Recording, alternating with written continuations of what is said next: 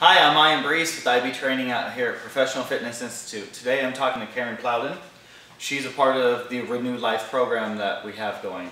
Karen, tell me a little bit about how long you've been a part of the program. For about 5 weeks now, I've been doing this. During that 5 weeks, what's some of the things you liked about the program? Personally, it's been kind of cool coming to get together with a lot of people and see the different challenges that we have to do. Building that camaraderie with everyone else and just working out and encouraging everyone. It's been pretty inspiring. Now, during the program, how hard has some of the things been? Sometimes I tend to get a little bit frustrated because I can't keep up as much with everyone else.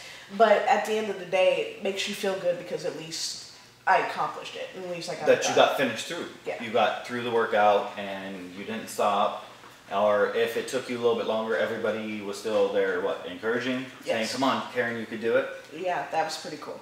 So, now one of the challenges for you has been that you have a hard time keeping up. Mentally, you think that you should be right up there with them. It is a little bit of a mind play because I've kind of seen like on TV where there's been heavier people and they're just running right along and they're just kind of keeping up with everyone, and I guess the images that I see on TV just kind of play with my head a little bit. It's like I should be able to do that as well, but until I actually get to that point, it's just trying to remind myself that I'm going at the pace that I can. I'm giving as much as I can. Right. One of the issues that Karen has, besides being overweight, is it's putting a lot of pressure on her knee. So we have to wrap her knee during some of the exercises that she does to kind of help support her knee. And we've talked about it because Karen wants to push herself so hard to be up there with everybody else that we have to get her to actually back off a little bit because of her knee. We don't want her to cause an injury, and we want her to be able to keep up with the program. So that's been some of your toughest issues is driving, because you want to do this, you want to get through it, but we have to restrict you on some of it because of your knee issue. And that's been a little difficult, and I see a lot of that. Yeah.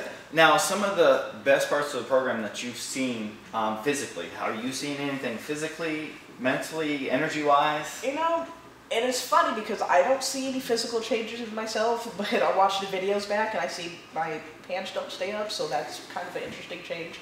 And other people can see that they see changes, so I guess if you see yourself every day, you don't really notice it. It makes it difficult, yep. So that's kind of how it is on the physical level. With the mental level, it's getting a little bit better. There are times where I can actually combat some of the negative thoughts that come up in my head. So that's at least a plus. Right, you're moving forward. Mm-hmm. Now, some of the exercises that we've had you do, what's some of the favorite ones you've liked?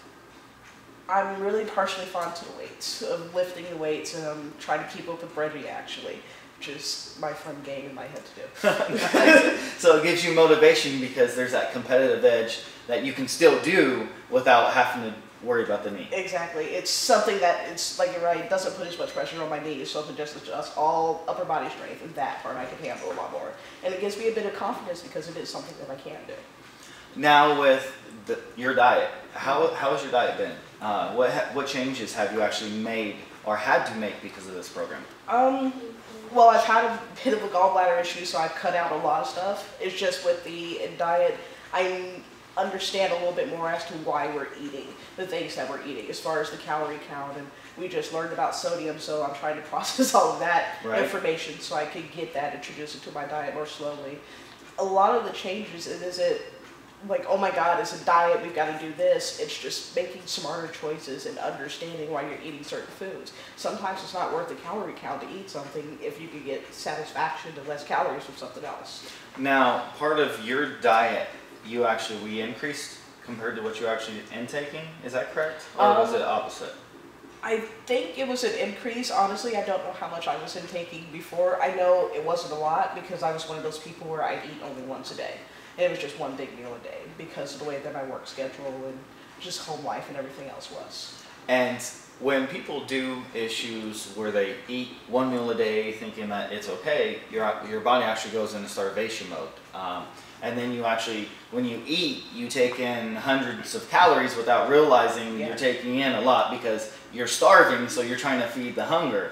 And so when we're trying to work with our clients, it's teaching them that you actually have to eat several times through the day so you can change your metabolism. So like with Karen, eating 1 time a day, her body was in starvation mode. Every time she ate, most of it went to being stored as fat because it needed a fuel source. And when you're hungry all the time and you eat 1 meal, it has to store, and that's all your body thought it had to do. So now we add you up to how many meals a day? At least 5, like 3 main meals and 2 snacks that I'm trying to keep up with. And I'm getting a lot better with it. Just the key is just kind of planning it out and knowing what you're going to do for the day. And that's kind of some of the issues that we've had to deal with the ReNew Life clients, teaching them that behavior issue on how to properly eat. And it's not a big change really, it's just knowing how to eat, what to eat, and how to lay it out so it's several times during the day. Yes. A lot of people thinking because they have to eat 1,500 to 2,200 calories, they're like, oh my gosh, that's a lot, I can't eat that much.